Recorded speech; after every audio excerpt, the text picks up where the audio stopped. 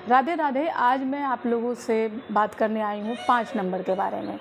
5 number बुध ग्रह का मान है। 5 नंबर को बुध ग्रह से एक बुध ग्रह का नंबर कहा जाता है। 5 नंबर हरियाली है, पौधे हैं, जितने भी हरे हरे वृक्ष हैं वो सब में 5 नंबर है। और अगर क्या घर में लगाने से हमारे लोगों का बुध बढ़िया होगा। बुध एक ऐसा प्लैनेट है जो सब प्लैनेट्स, सारे ग्रह के हिसाब से वो अपने आप को सेट कर लेते हैं। चाहे वो सूर्य हो, सूर्यदेव हो, चंद्रदेव हो, मंगल देव हो, बृहस्पति देव हो, या जो भी जितने भी प्लैनेट हैं हमारे, उनके साथ उनका तालमेल अच्छा ही बैठता है। जिसके साथ वो रहते हैं उनके साथ वो अपना आहार विचार व्यवहार करते हैं। मेरा आप लोगों से कहना है कि ग्रह जो 5 नंबर का है ये किस तरीके से स्ट्रॉन्ग होगा, किस तरह से, अगर मान लो अस्त है, वक्री है, तो वो अपना प्रभाव कैसे और किस तरीके से आपके अनुरूप सही करेगा। सब घर में प्रायः हर तरह के पौधे लगाए जाते हैं। कभी आप लताएं लगा लेते हैं, कभी वृक्ष लगा लेते हैं, कभी फलदार वृक्ष लगा लेते हैं, कभी एक शो प्लांट लगाते हैं। लेकिन हम लोगों को पता नहीं होता है कि कैसे पौधे क्या क्या हम लोगों के लिए कौन सा अच्छा करेगा, कौन सा बुरा करेगा। प्रायः आप लोग हर घर में मनी प्लांट लगाते हैं। मनी प्लांट क्या घर के बाहर होना चाहिए या घर के अंदर होना चाहिए? क्या जो भी और लताएं जो हैं वो घर के बाहर होने चाहिए या अंदर होने चाहिए? ये हम लोगों को जानकारी नहीं होती, जिसके वजह से हम लोग एक बिल्कुल जो जानकारी नहीं होने की वजह से कई पौधे ऐसे भी लगा लेते हैं जिसका हम लोगों पर निगेटिव भी एस्पेक्ट पड़ने लगता है। प्रायः कैक्टस अपने घर में कभी भी न लगाएं, अंदर ना लगाएं, क्योंकि ये अंदर जो कांटेदार वृक्ष हैं वो कहीं ना कहीं हमारे लिए कुछ न कुछ समस्याएं खड़ी कर देते हैं। मनी प्लांट आप लगा सकते हैं, लेकिन वो छाए में लगाएं। पश्चिम दिशा में अगर मनी प्लांट लगाते हैं तो और भी बढ़िया है, अच्छा है, लेकिन आप मनी प्लांट लगाएं। मनी प्लांट आप घर में भी लगा सकते हैं, बाथरूम तक में लगा सकते हैं। लोग बोलेंगे कि बाथरूम में क्यों लगाते हैं, लेकिन बाथरूम में भी वो आपको एक बुध की एनर्जी आपको मिलेगी। अगर ये नहीं है कि वहाँ पर काफ़ी लोग ऐसे होते हैं जो अगर बुध की नेगेटिव एनर्जी है वो एक पौधा अपने अंदर खींच लेता है। आप वहाँ पर आप मनी प्लांट लगाइए या फिर शो का कोई भी प्लांट आप लगा सकते हैं। वैसे ही अगर आप 1 नंबर का, अगर आपका 1 नंबर है या सूर्यदेव को आपको स्ट्रॉन्ग करना है तो आप तेज पत्ते के पौधे को लगाएं।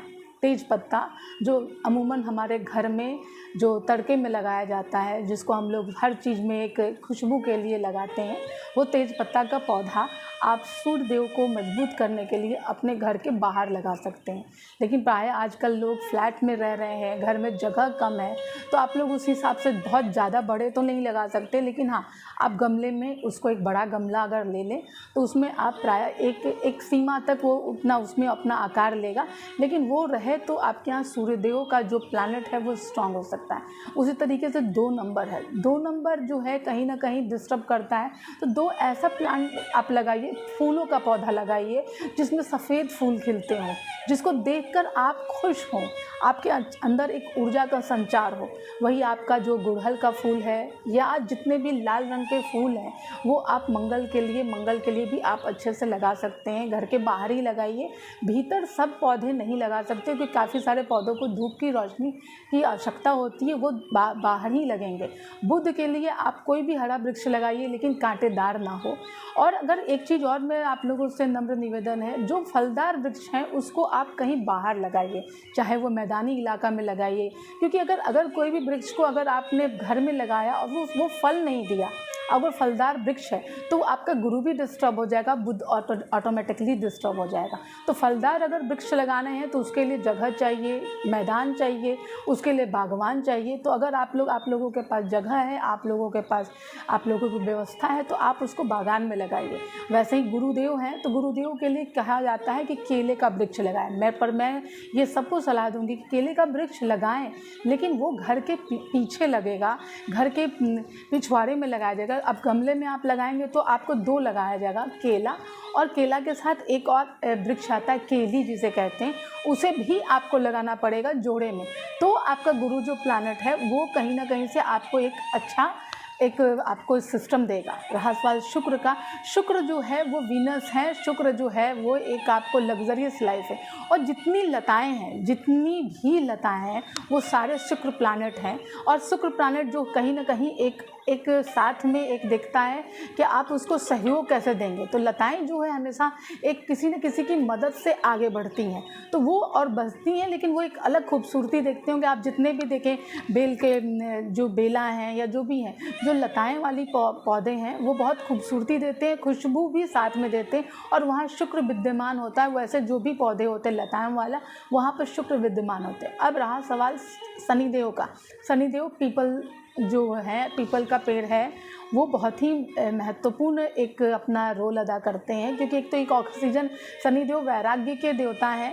और आपको एक चीज़ और जान जाए, जो पीपल का जो वृक्ष है, ये वृक्ष अपने आप में एक ऐसा वृक्ष है जो जिसमें सारे हम लोग सनातन धर्म के हिसाब से उसमें हर पत्ते पत्ते पर ईश्वर का वास है। आप कम से कम अगर शनिदेव को, प्लैनेट को मजबूत करना चाहते हैं तो अपने जीवन में 7 वृक्ष पीपल के जरूर लगाएं। और एक चीज़ और मैं कहूँगी, ब्रह्मा विष्णु महेश्वर का 3 वृक्ष होता है, जिसको बोलते हैं आपको विष्णु जी का आपका हो गया आपका पीपल, और शिव भगवान का आप हो गया बरगद, और पाकड़ प्रेम पेड़ जो है वो हो गया आपका ब्रह्मा जी का। अगर ब्रह्मा विष्णु महेश्वर, अगर आप तीनों की भौमिकता को मानते हैं तो आप इन 3 वृक्षों को लगाकर अपने सारे प्लैनेट्स को स्ट्रॉन्ग कर सकते हैं। धन्यवाद।